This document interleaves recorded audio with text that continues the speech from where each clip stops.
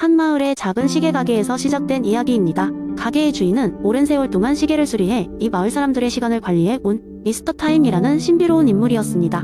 미스터 타임은 하얗게 센 머리카락과 깊은 주름, 그리고 항상 기묘한 미소를 띤 채 시계들을 만지작거리는 신비로운 사람이었죠. 그는 특히 어느 날 밤 별의 도움을 받아 탄생한 영혼의 시계라는 특별한 시계를 만들었습니다.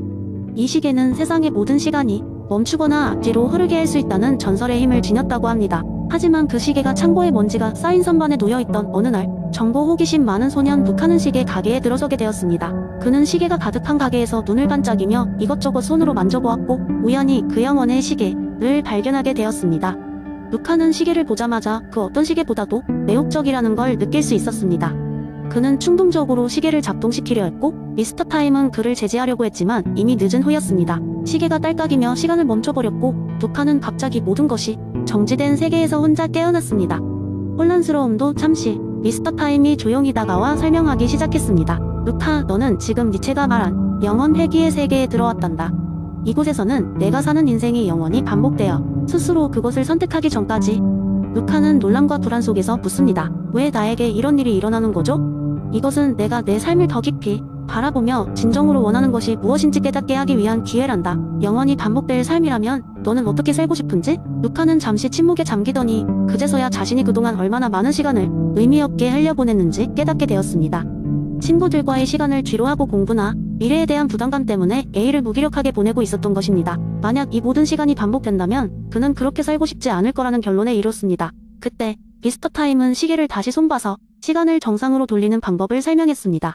자, 작동시키면 다시 세계가 돌아가겠지만 너는 내가 원하는 삶이 방향을 정확히 설정해야 한단다. 그러면 너의 매 순간이 의미있게 바뀔 거야. 루카는 시계를 작동시키기 전 마음속으로 다짐했습니다. 사랑하는 사람들에게 더 많은 사랑을 주고 자신의 열정을 따르며 현실에 안주하지 않고 원하는 도전을 하겠다는 결심을요. 시계가 다시 작동하자 마치 아무 일도 없었던 것처럼 시간이 흐르기 시작했고 루카는 새로운 시각으로 세상을 바라보게 되었습니다. 이미 변화된 마음가짐으로 그는 이제 자신의 삶을 책임지고 매 순간을 소중히 여겼습니다. 이 이야기는 우리에게 영원 회귀라는 개념을 통해 스스로의 삶을 돌아보고 매 순간을 긍정적이고 의미있게 살아갈 수 있는 힘을 줍니다. 자기 자신에게 솔직하게 대면하고 자신이 진정 원하는 삶을 살아보라는 메시지를 전해준 것이죠. 미스터 타임과 루카의 이야기는 결국 누구나 한 번쯤은 자신에게 적용해 볼 만한 귀중한 교훈을 남기게 됩니다. 두 번째 이야기, 어느 날 한 마을에 특별한 모임이 열렸습니다. 이 마을은 신비로운 성격의 마을로 알려져 있었으며 마을에 살고 있는 모든 사람들은 공정 과정에 대한 토론을 즐기곤 했습니다. 이번 모임은 특히 흥미로웠습니다. 마을의 현자인 롤스 씨가 무지의 베일이라는 재미있는 실험을 통해 모두에게 중요한 교훈을 가르치고자 했기 때문입니다. 롤스 씨는 마을의 커다란 광장에 주민들을 모두 모으고는 말했습니다. 안녕하세요, 사랑하는 마을 주민 여러분. 오늘 우리는 매우 특별한 실험을 통해 진정한 공정을 체험해 볼 것입니다. 여러분은 이 마을의 사회 제도를 새로 만들 기회를 얻게 될 것입니다.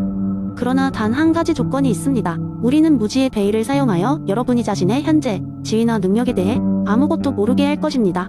모두는 궁금해하며 몽성거렸습니다. 무지의 베일이라니 무엇을 뜻하는지 감이 잘 오지 않았습니다. 롤스 씨는 설명을 계속했습니다.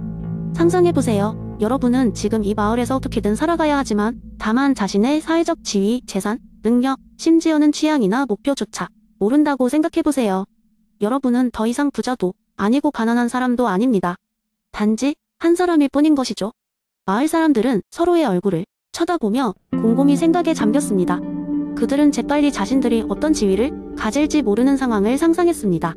치열하게 경쟁하던 상인이든 평범한 농부든 아니면 훌륭한 예술가든 누구나 같은 출발선에 서 있다는 생각은 굉장히 낯설었습니다. 롤스 씨는 미소 지으며 질문을 던졌습니다. 이제 여러분에게 묻겠습니다. 이러한 무지의 베일 아래서 어떤 사회 제도가 가장 공정하다고 생각하십니까? 각자의 입장에서뿐만 아니라 모든 사람을 위한 제도를 상상해 보십시오. 사람들은 각자 미리 마련된 조별 토론으로 나뉘어 진지하게 상의하기 시작했습니다. 그들은 각기 다른 배경과 생활 환경을 가진 사람들의 입장에서 생각해 보았습니다. 한쪽에서는 교육 기회에 대한 평등한 접근이 필요하다고 주장했고 다른 한쪽에서는 건강관리와 주택 공급이 균형 잡힌 분배가 중요하다고 강조했습니다. 시간이 지나자 모든 쪽과 토론을 마쳤고 롤스 씨는 정리된 아이디어들을 들어보았습니다. 많은 사람들은 예상 외로 비슷한 원칙을 제시했습니다. 각자의 자유가 보호되면서도 사회가 가장 불리한 위치에 있는 사람들의 복지를 증진시킬 수 있도록 해야 한다는 것이었습니다. 누군가가 불평등하게 큰 이익을 본다면 그것이 반드시 공동체 전체의 이익으로 연결되어야 한다는 점도 중요한 합의 사항이었습니다. 롤스 씨는 고개를 끄덕이며 대답했습니다. 여러분이 도출해낸 이 원칙들은 제가 주장하고 싶은 공정으로서의 정의, 즉 정의론의 핵심입니다. 모든 사람이 자신의 상황을 모르는 상태에서 결정했을 때 우리는 진정으로 공정한 사회를 꿈꿀 수 있습니다. 이러한 노력은 더 정의로운 마을을 만드는 중요한 밑거름이 될 것입니다. 마을 주민들은 실험을 통해 깊은 통찰을 얻었습니다. 그들은 다시 한번 롤스 씨에게 감사하며 어떻게 하면 이러한 원칙들을 실제로 구현할 수 있을지에 대해 계속해서 논의했고 미래에 더 나은 마을을 상상할 수 있었습니다. 이 토론은 마을의 전통적인 모임에 새로운 의미를 부여하였고 모두에게 공정이란 무엇인지에 대한 깊이 있는 이해를 남겼습니다. 이렇게 무지의 베일이라는 실험은 마을 사람들에게 재미있고도 귀중한 교훈을 주었고 그들은 앞으로도 이 원칙들을 잊지 않기로 다짐했습니다. 그리고 마을은 이 실험을 바탕으로 점차 더 공정한 사회로 변모해갔습니다. 세 번째 이야기, 어느 작은 마을 애실력주의 마을이라는 별명을 가진 곳이 있었습니다. 이곳의 주민들은 모두 자신의 실력에 맞는 일을 하며 보상을 받는다고 철석같이 믿고 있었죠. 마을의 중심에는 입구에서부터 웅장한 탑이 하나 서 있었는데 이 탑의 꼭대기에 올라가면 가장 높은 사회적 지위와 부를 얻을 수 있다고 전해졌습니다. 탑의 입구에는 누구나 능력에 따라 올라갈 수 있다는 문구가 새겨져 있었고 사람들은 저마다의 재능과 노력을 발휘해 탑을 오르는 것이 꿈이었습니다. 그러나 마을 사람들은 곧 의아한 점을 발견하게 되었습니다. 매일 아침마다 탑을 오르는 사람들 중에는 항상 같은 가문, 같은 학교 출신의 사람들만 보였던 것입니다. 마을 외곽에 살던 한 소년, 이름은 아론이었습니다. 그는 매일같이 탑을 올려다보며 언젠가 자신도 꼭대기에 오르고 싶다는 꿈을 꾸었습니다. 아론은 재능이 뛰어나고 성실하게 노력했지만 탑의 높은 문턱을 도저히 넘을 수 없었습니다. 시험을 보러 갈 때마다 그의 이름 대신 꼭대기 가문 출신의 이름들이 적혀 있었고 그들의 시험지가 항상 더 높은 점수를 받는다는 소문이 떠돌았습니다. 마치 탑을 오르는 길목에는 보이지 않는 장벽이 놓여있는 것만 같았습니다. 아론은 좌절하지 않고 자신이 고객으로 일하던 작은 가판대에서 일을 하면서 계속해서 꿈을 꾸었습니다. 그는 자신의 길을 찾아 탑을 오르게 하겠다는 결심을 하고 자신의 커피를 사러 오는 사람들에게 이야기를 나누며 교우를 맺기 시작했습니다. 어느 날 마을에서 가장 존경받는 어르신이 아론의 가판대를 방문했습니다. 어르신은 아론의 노력을 눈여겨보고 있었고 아론의 이야기를 듣고는 이렇게 말씀하셨습니다. 너는 배경에서 오는 특권이 부족하지만 너의 노력과 진심만큼은 내가 보지 못한 진짜 실력이다네. 아론은 그 어르신을 통해 마을의 다른 이들에게도 자신의 이야기를 전하기 시작했습니다. 점차 그의 이야기는 사람들의 마음을 움직였고 탑을 오르는 것이 단지 개인의 실력, 문제가 아니라 그 배경과 제도적 장벽의 문제임을 깨닫게 되었습니다. 사람들은 아론과 같은 이들의 목소리에 귀를 기울이기 시작했고 마을 전체는 탑을 재조정하기로 결심했습니다. 새로운 방식을 통해 아론과 같은 많은 이들이 탑을 오를 수 있게 되었고 비로소 마을은 진정한 의미의 실력주의를 이룰 수 있게 되었습니다.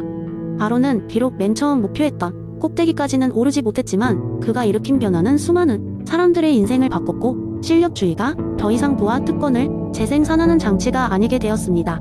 이 이야기는 우리에게 현재 사회의 능력주의가 단순히 개인 기재능과 노력만으로 공정하게 평가될 수 없다는 것을 보여줍니다. 시스템의 개선과 사회적 인식의 변화가 필요함을 알려주는 아론의 여정은 마이클 샌델의 연줄주의 비판을 통해 많은 이들이 공감할 수 있는 교훈적인 메시지를 전달합니다.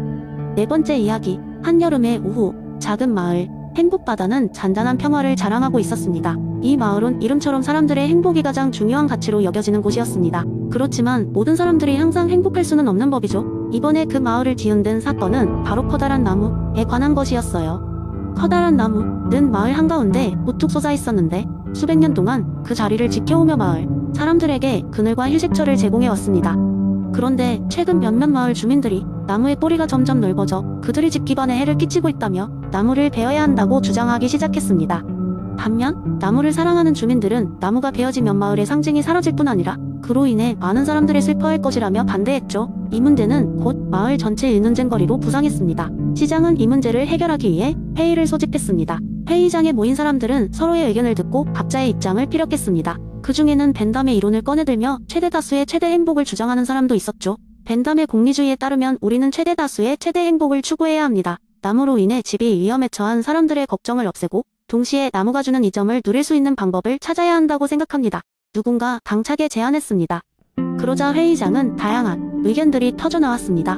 나무를 다른 곳으로 옮기는 것부터 뿌리를 다듬어 집에 미치는 영향을 줄이는 것까지 다양한 해결책들이 논의되었습니다. 시간이 지나면서 마을 사람들은 의견이 갈라졌지만 그만큼 나무를 아끼고 서로의 행복을 존중하고자 하는 마음도 커져갔어요. 결국 시장은 차선을 만들어 나무 옮기기 축제라는 결정을 발표했습니다. 마을 주민들이 모두 참여해 나무를 새로운 공원으로 옮기는 것이었죠. 그 과정에서 서로 협력하며 공사가 진행되었습니다. 물론 나무가 옮겨지는 것을 슬퍼하는 주민들도 있었지만 그들은 나무의 새로운 장소에서 또 다른 행복을 찾기로 했어요. 몇 주가 지나고 새로운 공원에는 커다란 나무가 자리를 잡았습니다. 마을 사람들은 무성한 나무 아래에서 피크닉을 즐기고 아이들은 그 주위를 뛰어다녔습니다.